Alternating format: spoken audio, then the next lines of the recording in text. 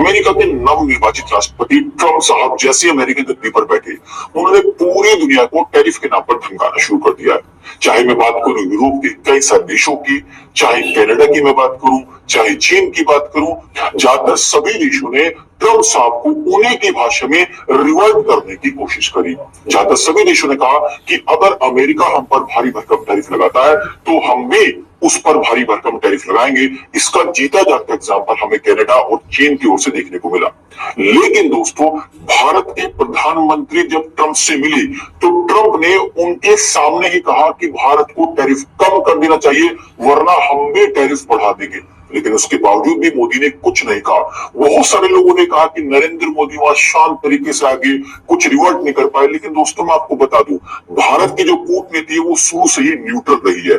चाहे पंडित जवाहरलाल नेहरू का समय हो, चाहे नरेंद्र मोदी का, हमेशा से भारत तुरंत रिवर्ट नहीं करता। मौका दिखता, मौके पर चुका देता है। पिछले 15 दिन से जिस तरीके से भारत ने काम करना शुरू कर दिया, एक्शंस लिए हैं, उससे जो ट्रंप है उसको जवाब देने की शुरुआत हो गई है। चाहे मैं बात करूं F-35 डील को कैंसिल करने की, एक तरीके की कैंसिल है, क्योंकि जिस तरीके से हमारे वायुसेना प्रमुख का स्टेटमेंट आया है कि ये कोई रेफ्रिजरेटर खरीदने जैसी डील नहीं है, तो उनके स्टेटमेंट से तो ये लगने लगा है कि F-35 तो भारत नहीं खरीदेगा। इसके अलावा जो हमारा एम का है, 5वीं पीढ़ी का, 5th जनरेशन का फाइटर जेट है, उसके जो इंजन खरीदने की हम अमेरिका से बात कर रहे थे, उसके टेंडर में रशियन कंपनी को जगह दे दी, तो यानी कि दूसरा झटका ये दिया।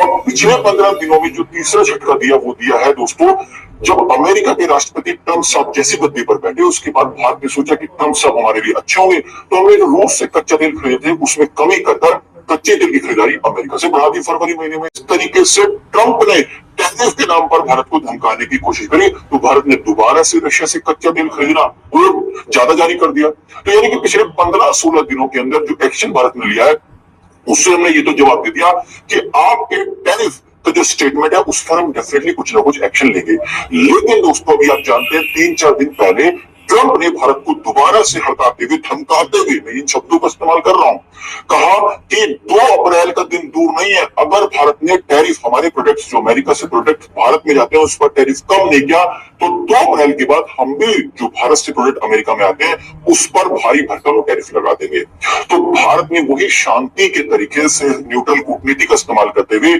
24 घंटे के अंदर 2 जबरदस्त एक्शन लिए हैं, जिससे ट्रंप को युद्ध समझ में आने लगा कि भारत शांत नहीं रहने वाला। वो ये भारत, चीन और रशिया अब जो ट्रेड करेंगे क्रूड ऑयल में, वो उसके लिए क्रिप्टो करेंसी का इस्तेमाल किया जाएगा। यानी कि तीनों देश इस बात पर सहमत है। राइटर्स ने इस न्यूज को पब्लिश किया है। इसके अलावा आप जानते हैं, भारत के जो प्रधानमंत्री नरेंद्र मोदी मॉरिशस के दौरे पर गए थे 2 दिन के, तो वहां पर दोनों देशों के बीच में एग्रीमेंट हुआ है कि जो भी ट्रेड होगा वो ट्रेड दोस्तों लोकल करेंसी में होगा, यानी डॉलर को दबाने की कोशिश की शुरुआत कर दी भारत ने। देखिए, जैसे कनाडा के नए प्रधानमंत्री है, उन्होंने तुरंत ट्रंप पर स्टेटमेंट दिया है। इवन चाइना ने भी टैरिफ के बदले उनके जो अमेरिकन प्रोडक्ट्स हैं उन पर टैरिफ बढ़ा दिया, तो तुरंत रिवर्ट किया। लेकिन भारत तुरंत रिवर्ट नहीं कर रहा, वो अपनी न्यूट्रल पॉलिसी, फ्रंट पे हमारा कोई अधिकारी नहीं आ रहा है, कोई नेता नहीं आ रहा, शांति से काम कर रहे हैं, जिसका असर दिखाई दे रहा है। कुछ दिन बाद ही जो अमेरिका के उपराष्ट्रपति वो भारत के दौरे पर हैं, तो कुछ ना कुछ तो कहते ना दाल पकड़ी है, कुछ ना कुछ तो हो रहा है। भारत जो जवाब दे रहा है उसका असर अमेरिका पर हो रहा है दोस्तों। तो इन दोनों न्यूज को डिटेल में समझने की कोशिश करते हैं कि क्रिप्टो करेंसी में ट्रेड की कोशिश कर रहे हैं भारत और रशिया और चीन। आखिरकार ये माजरा है क्या? तो इसको समझने से पहले, इस न्यूज को समझने से पहले हमें जानना होगा कि स्विफ्ट क्या है। SWIFT, तो स्विफ्ट की फुल फॉर्म है दोस्तों society for world wide inter bank financial telecommunication. ये एक अंतरराष्ट्रीय बैंकिंग नेटवर्क है जिससे देश आपस में पैसे भेजते हैं। भारत देखिए, दुनिया के अंदर जो 87% ट्रेड होता है वो डॉलर की फॉर्म में होता है। अब मान लीजिए भारत रूस से कच्चा तेल खरीदता है, तो डॉलर पे करेगा उसको, रूस को। अब ये थोड़ी की जेब में रख के सूटकेस में भर के डॉलर लेके चले जाएंगे हमारे अधिकारी, नहीं। ऑनलाइन ट्रांजेक्शन होता है, तो उस ऑनलाइन ट्रांजेक्शन के लिए स्विफ्ट का इस्तेमाल किया जाता है। जैसे अगर मैं भारत के अंदर डोमेस्टिक ट्रांजेक्शन की बात करूं तो हम RTGS NEFT करते हैं। तो इसी तरीके से जो अंतरराष्ट्रीय ट्रेड होता है उसमें जो करेंसी का एक्सचेंज होता है, एक जगह से दूसरी जगह पैसा भेजा जाता है, स्विफ्ट का इस्तेमाल किया जाता है। अब इस स्विफ्ट के बारे में बता देता हूं। देखिए, स्विफ्ट पर पश्चिमी देशों का, खासकर अमेरिका और यूरोप के बैंकों के पास इसका जबरदस्त कंट्रोल है।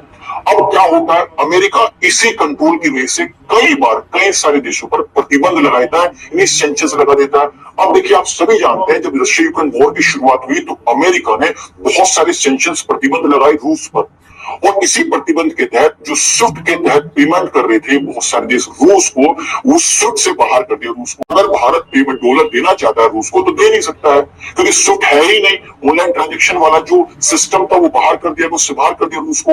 तो ऐसे में दोस्तों क्या हुआ, जैसे भारत हुआ, चीन हुआ, जो उसके बड़े व्यापारिक साझेदार है रूस के, वो इस बैंकिंग सिस्टम के माध्यम से पैसे भेज ही नहीं सकते थे, डॉलर भेज नहीं सकते थे।